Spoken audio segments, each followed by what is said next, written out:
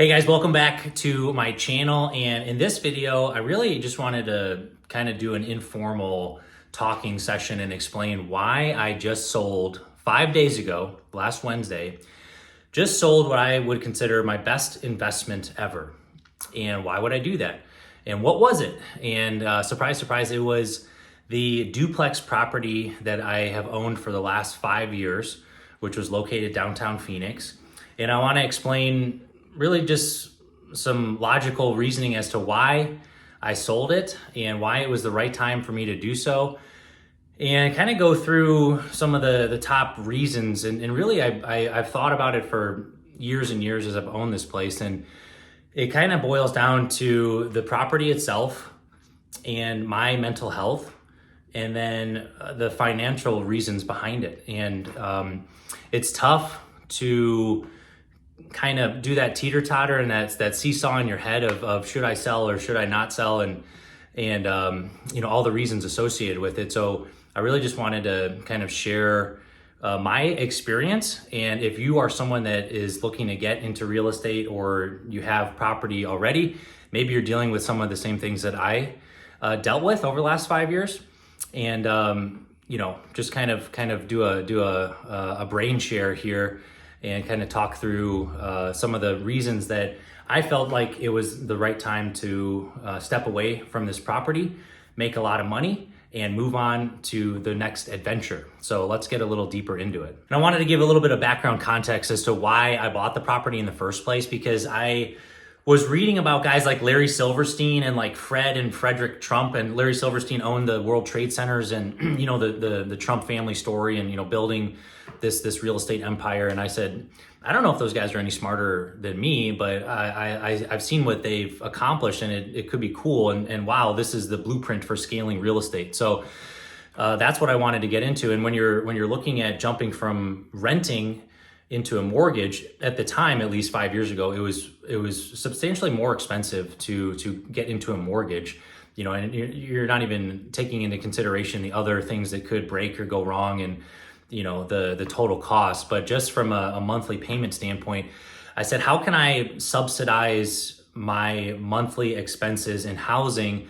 Because I'm just going to be adding a few $100s per month. Yes, I will be owning a home and moving away from renting, but how can I make that more economically feasible and better for me? So I said, wow, getting into a multifamily property could be the way. And it truly is. And if you read books by Brandon Turner and learn how to house hack and things like that, it really is really a successful strategy. And that's exactly what I did. And when I looked at the property, there was one unit that was vacant and one that actually had a renter already. And I was like, this is great. There's someone already living there. And when I came to closing, I actually had a check put down on the table for that month's rent. So I was like, this is amazing. I've made money day one. How many people can say that? Because that's impossible with a single family property. And so I immediately stepped into this cash flowing machine, and I scaled it from there. I increased the rent over time, and I put in new tenants and gentrified kind of the property itself, as the neighborhood was gentrifying as well, and did tens of thousands of dollars in upgrades and new paint schemes and remodeled and things like that. So again, the whole concept of house hacking, if you're not familiar with that, look into it, because it's one of the best ways that you can bring a property up around you as you're living in it, even a multifamily property. So that was one of the cool things about the property. It was in a really hot neighborhood, downtown Phoenix. Again, I mentioned a gentrifying zip code, steps away from some of the really cool and social activities that are happening in downtown Phoenix. So I thought it was an amazing location, and it still is, and it did really, really well for me in that regard. And I was so excited to live there and then own that property steps away from downtown Phoenix. So it really didn't get better than that for me. So one of the main reasons, I'll probably put it as number one, why I stepped away from the property, why I just closed on this sale, and it was the physical property itself. And I want to explain that. And again, keep in mind that I stepped into this and bought this property as a very naive 28-year-old that had absolutely no expectations, didn't know how to run a rental business, didn't know really much about kind of DIY or handyman stuff. And what I found is I'm incredibly talented at that stuff, and I was able to pick it up very quickly and run with it and find success. But when you buy a 99-year-old property, and at the time I think it was 94 or 5 years old, so still a very old property that has been in the ground since 1926, you are destined to encounter a lot of issues that are just kind of like, it's like the knee bone connected to the leg bone, connected to the ankle bone. So when you start kind of peeling the onion back at a really old property, there's just things that you're like, oh, that's not to code, and then that's not to code, and then, oh, we have to fix this. And so it becomes very expensive. So if you're looking to get into real estate, do not look at old properties. There's like a sub on Reddit, called Century Homes. And it just makes me cringe because I was like, I will never step into that can of worms again. You have no idea what is going on at those properties, how they were built, who DIY'd whatever. I mean, I found uncapped pipes in the walls. Both roofs needed to be replaced, and they were, just poorly built. Once you do start to, again, peel back the onion, there was no insulation in one of the attics. I'm trying to think about other things like the HVAC units and the air handlers were not installed correctly, and they were aging, and it just made for a really challenging situation when you're looking to fix things and make sure that they are working properly. And then there's this whole other element of having tenants in place, because if you live there, you're the owner, you're going to take care of things really nicely, and you know what you're doing, and you're excited to live there, and you're going to continually improve and clean and things like that. And tenants do not do that. And so when you have an old property, it's completely exacerbated by tenants because they are so hard on appliances and on the property itself, and just breaking things, and the wear and tear is just like 10x when you have a tenant in place. So that makes it really challenging to continually deal with these repairs, and it just got harder over time. So in the future, I really will only look at newer properties, probably built in the last 30 to 40 years, because again, you don't know what's lurking behind the surface, and it's tough to step into a situation like that where repairs are going to cost you tens of thousands of dollars over time. So one of the things that really started to build up over the last couple years in owning and managing this property was my stress level. My kind of started to build into chronic anxiety thinking about what was happening at the property.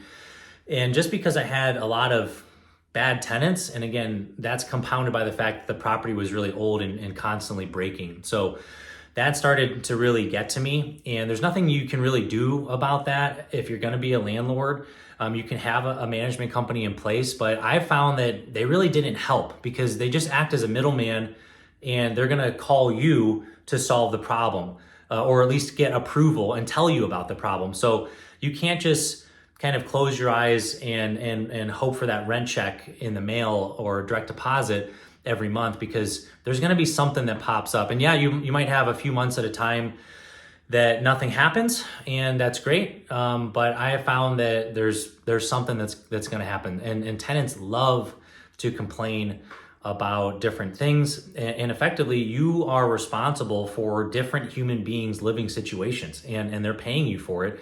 And so you have to be on top of that at all times, or have a team in place to do that for you. But again, you are the bank account, and you are the business operator and the approver of expenses and all the things. So it all comes back to you.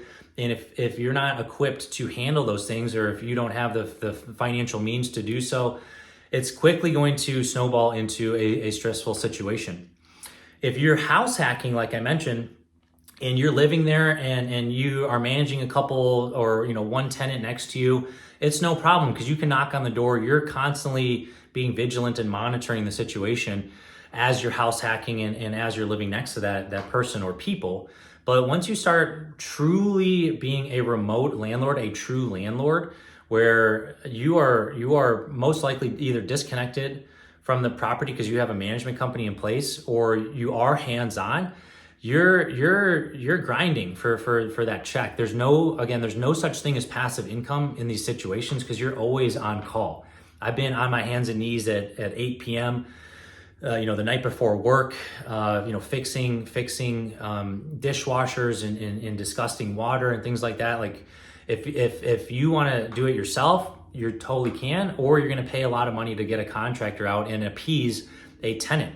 Because if a tenant isn't happy with their living situation, they're not going to pay you. And I've seen that happen multiple times. And then you either have to get a lawyer involved or start the eviction process. And really people think, oh, I'll just get a management company and they'll handle it. They can, but basically tenants elect to pay rent every month for the most part, unless you're a massive corporation like Greystar or another one that has their hand physically in your banking account or your ability to influence your credit score. These smaller time landlords and management companies can't really do that, and they don't have the power to go after tenants. So you don't really have that kind of warm and fuzzy safeguarded feeling that I'm going to get my rent check every month, because if something pops up, tenant's not happy, they're going to stop paying you. And then you have to, go through that conflict resolution and what's that going to look like. So beyond that, there's, again, the stress of the property damage. What are my tenants doing in the property? And unfortunately, I've experienced a lot of damage, and maybe that's my fault. I've placed tenants, but I've also had really reputable 5-star rated management companies place tenants, and they still cause damage. So it's not always possible to know what's going to happen in your property. But I'll share some photos here of the damage that I've experienced in being a landlord. And this is me, someone who was very active, going to the property every 2 to 3 weeks for years.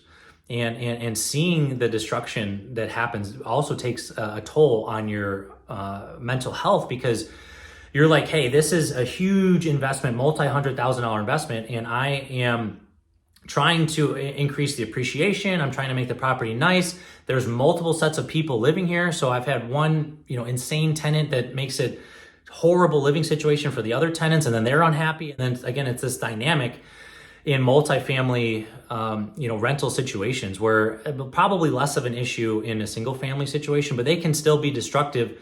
They might be only influencing themselves and not others on the property, but you have to have a plan in place for how you're going to prevent that, and then what happens if those issues do creep up. So something to think about as you're going in to look at being a landlord. Now, let me explain the financial reasons on why I stepped away from this property after 5 years of ownership.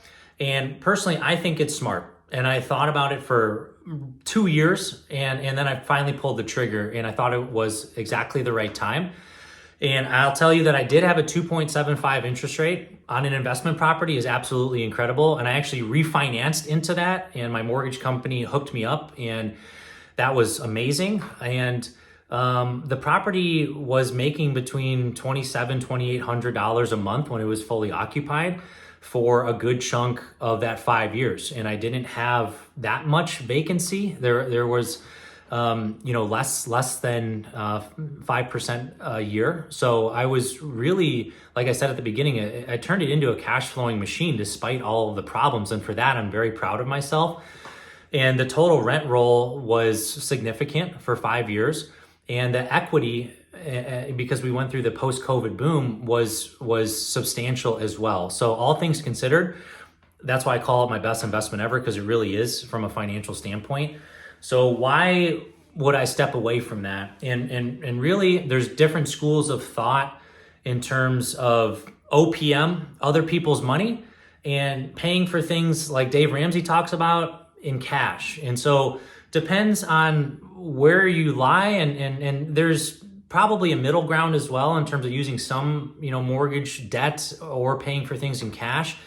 Some people go either side to the extreme, and you got to kind of figure out what makes sense for yourself. There's people with huge $1 billion real estate portfolios that are using exclusively other people's money. And then there's people like Dave Ramsey who do not owe anyone a dollar. And I actually like the Dave Ramsey plan a little bit better, So I'm telling you that because that's kind of where my brain was more focused, because I could continue to build and build. And again, if you read, pointing to my bookshelf, if you read Brandon Turner's book, and then the Burr method, which is another book that explains how you can just stack properties over time by getting extremely leveraged. Talk about mental health. That is extremely scary to me, and that's not something I wanted to do. So I was thinking about, because I also own this primary residence, how can I go from over $400,000 in mortgage debt across multiple properties to zero? And the way to do that is sell a property, like I'm talking about in this video, and then paying off the remaining mortgage from the other property. So going from a huge debt situation with multiple mortgages, juggling both of those and payments coming out left and right, to not having any payments. And I'm saying that because that is the plan that I'm interested in pursuing. And then over the next year or two, build back and then buy more property. By no means am I done with real estate. I love real estate and I want to continue to buy property, but I needed to step away from this property specifically because of all the things that I cited. And I thought it was the right time financially for me to set myself up and tee up for success in the future. And this really is a strategic play in my mind. And when you run the math just over and over in different ways, it just starts to make more and more sense.